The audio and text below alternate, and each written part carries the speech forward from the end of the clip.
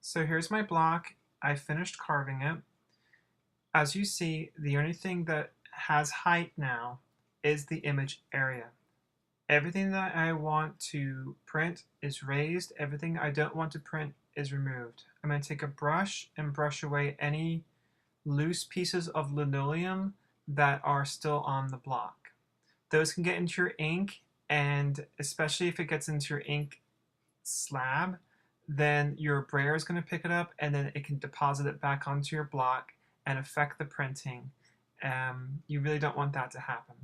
So I'm going to take my hard durometer brayer and I'm going to ink up my block.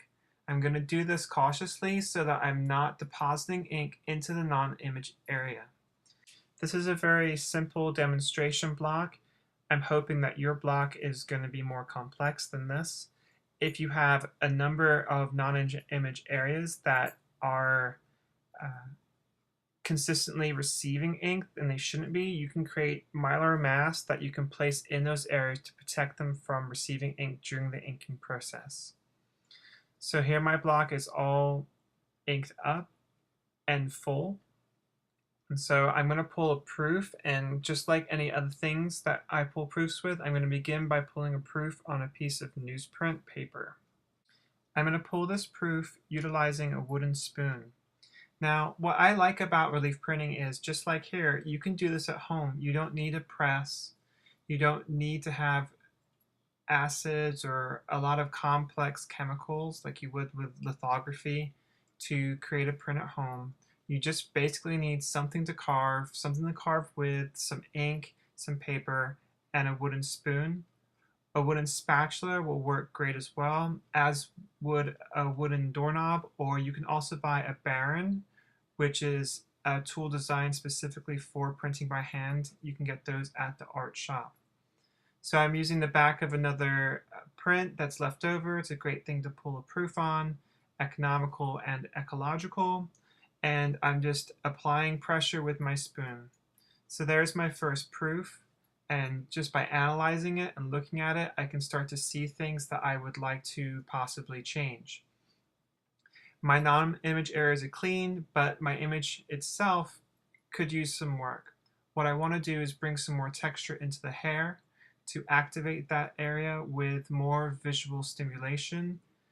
The textures I can create with my tools will be the vocabulary through which I'm directing my viewers' attention to those areas. What I'm going to do is I'm not going to clean my block. I'm just going to start carving out further areas while the block is inked. This gives me an opportunity to really see that contrast that is going to be visible in the print between the image areas and the non-image areas. The problem with doing this is that you are now moving inked material around on the block. So just be cautious and keep track of where each piece is that you remove. This isn't something now that you would do very aggressively. If you had a lot of aggressive cutting to do, you should clean the block first. But since I'm making very precise cuts in my block, I can leave it inked and slowly just remove material that I see. So again, with the relief block, you're thinking a lot about texture and the marks that are used to create those textures. So also, you see a difference here because I'm not using a moat, I'm just free cutting, and you may not feel comfortable doing that. I feel comfortable doing that because I've done this a number of times. But I also want to have the organic feeling of the hair, so I'm just thinking about the shapes that are within the hair and creating lines that accentuate the contours that would be part of the shapes that the hair naturally has. So I'm going to make my choices, cut away new material and make new marks, and then I'll pull another proof and make decisions based on that proof that I create. I would then keep going with the process, proofing along the way. With the relief print, once the material is gone, it's gone. So I always prefer everybody, and myself included, to pull lots of proofs and to build the image up slowly, making sure that you don't remove information that later on you think, darn it, I wish I would have kept that.